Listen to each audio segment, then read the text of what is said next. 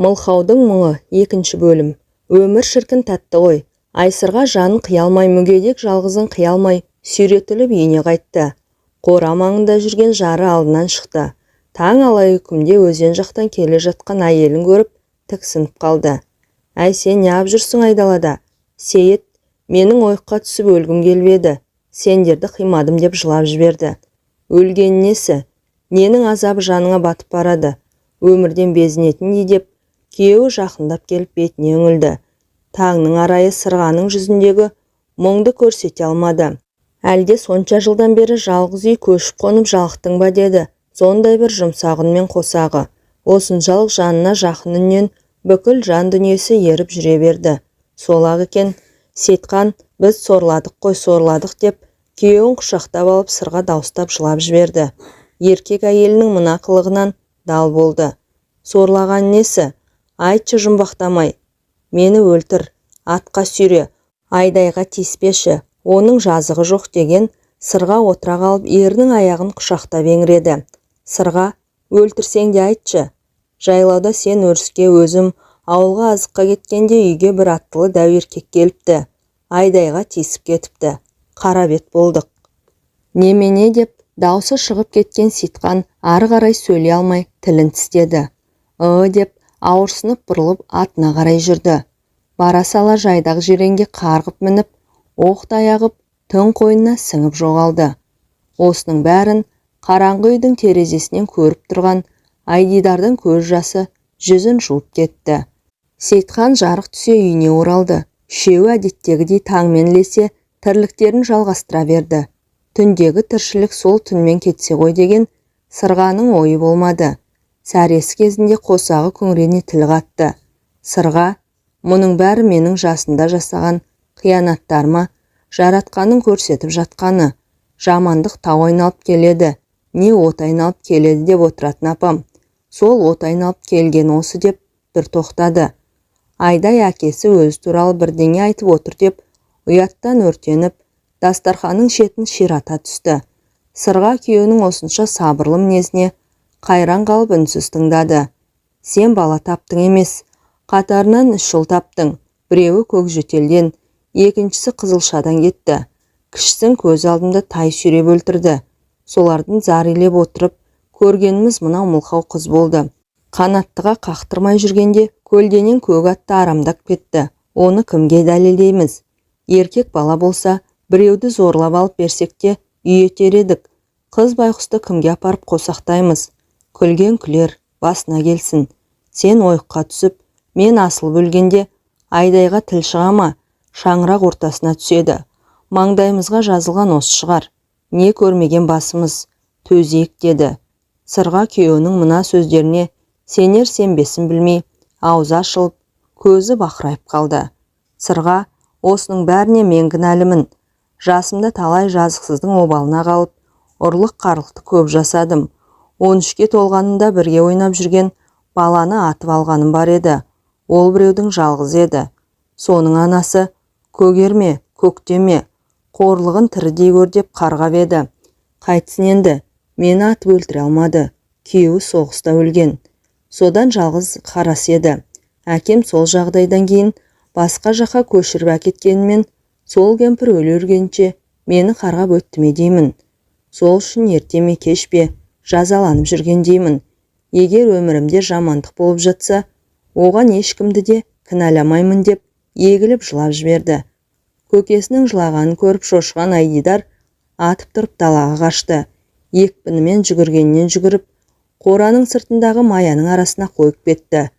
Іленің бойынан жиналған шөпте әлі көктемнің иісі аңқиды. Сол иіске елтіп отырып ұзақ жылады. Көзі бұлдырап, шығыстан құлан ектен келе жатқан күнге қарады. Оның осында келгенін көріп қалған аққұлақ маяны айналып үріп шауып жүр. Есік алдына әкесі шықты. Жан жағына мойнын соза біраз қарап тұрды да тірлігіне беттеді. Анасы да шыққан еді. Аяғына тимей үйді айнала қызын іздеп жүгірді. Әкесі мен шешесінің мұның атын атап шақырмайтыны белгілі. Ерлі зайыпты екеуі сабылып іздеді. Көздері жеткен жерге мойын тамырлары үзіліп, үңіліп кеп қарайды. Айсырға үйге қайта кіріп, Бағана өздері басынан тұра-тұра қашқан дастарханды жинастыруға кірісті. Әр ыдысты бір ұстап берекесі кетіп жылады. Енді не істеймін? Өзіне қол салып жүрсе қайтем деп күбірлеп қояды. Сейітхан көз алдында болып жатқан кесір-кесапаттың бәріне өзін кінәлап, ақтарылып алған соң белдеудегі атын шешті. Бірін-бірі пана тұтып жүрген үшеуінің жүрегі дал-дал болып үш жаққа кетті. Әркім өзін кінәлап, өзінше азапты. Ашу көтеріп сенделіп кетті. Бірі түнгі даланы келіп сабырға тоқтады. Екіншісі жарқабақтан үйінің түтінін көріп, тірлікке қимастық оянды. Айдидар болса, өле салу дегенді түсінбейді. Көзін ашқалы көргені әке-шешесі, бірлі жарым келіп кеткен. Қоршаған жан-жануармен іштей мұңдасуды біледі. Бар білгені дәл қазір әке-шешесіне көрінбеу. Шөп арасында бүрісіп ұзақ отырғаннан ішіндегі шараны ары-бері тыпырлағандай болды. Өзін де, ата-анасын да осындай халге түсірген пәлені іштей ұнатпайдақ. Өзі жалғыз өскен соң ба, өте балажан. Кешеге дейін қуыршаққа киім тігіп ойнайтын. Қолдан апасы тіккен қуыршақтарды түсірмей өсті. Шөп ішіндегі мұны көріп Аққұлақ жүгіріп келді де үріп-үріп жіберді. Аққұлақтың үргенін естіп апасы үйден шығып Мая жаққа беттеді.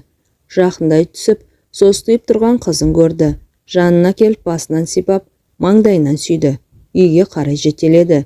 Сенің жазығың не бейшара балапаным деп, көбірлеп қолынан үйге қарай жетеледі. Айдидарды арғы беттегі сіңілісінің қолына бере тұруға бел байлады. Қыстың көзі қырауда, сіңілісінің үйіне аттандырып жіберді. Бір күн бір айдай сезіліп, сылбыр өтіп жатты. Қой төлге бастаған ерте көктемде Айдидар босанып шекесі торсықтай ұл тапты деген хабар жетті. Сейітхан бишара еркек бала болғанына іштей қуанып қалды. Қазан көтеріп шілдехана жасауға жұрттың күңкілінен сескеніп, қуанышын ішіне бүгіп жүрді. Басқа түссе баспақшыл хал. Айсырға сіңілісіне барып, баланы қырқынан шығарып, қолға ұстауға жарап қалғанша бағып бер. Сұрағанға сіңілімнің баласын бағып алдым дермін деп пысықтап қайтқан. Сейітхан ішкі сыртын жұртқа білдірмей, жолына қарап жүрген зайыбына немересіне деген ақжарма сезімін ақтарылып жеткізе алмай қор болды. Бәрі дұрыс екен деп қоя салған еді. Кешкі тамақ үстінде оңаша қалғандай Сейітхан өз сөз бастады. Кішкентай қалай екен деді. Сол-ақ екен, Айсырға көрген білгенін ақтарып салды. Бір кезде тасып сөйлеп кеткеніне өзі іштей ұялып қалды. Қосағының бұл мінезін байқаған ері, қайтеміз, тағдырдың жазуы шығар. Айдайдан кейін, 20 жылдан кейін көрген қызығымыз ғой, атын қоялық деді сабырмен. Сіз қойыңыз, документін сельсоветке барып жаздырып алармыз. Жалғыз үй отырып, жалғыздық көргенде жанымызға серік ерте ме, кеш пе, біз үлкендердің соңынан кеткенде Айдайға серік болсын. Жаманның атын серік қоялық деп, аузын жыбырлатып, дұға қайтарып бата жасады. Қосағының қиын жағдайды сабырлық танытып, басқа түскенді басалықпен көтеріп отырғанына риза болған зайыбы, көкесі-ау, сіздің осынша сабырыңызға құлдық. Енді осы маңдайымызға бұйырғанның амандығын тілейік деп тағы жылап қалды. Ақпанның үңірейген кеші, 2 мұңлық бастарына түскен, іске үнсіз мойынсынып тағдырға тәубе айтып отырған сыңайлы.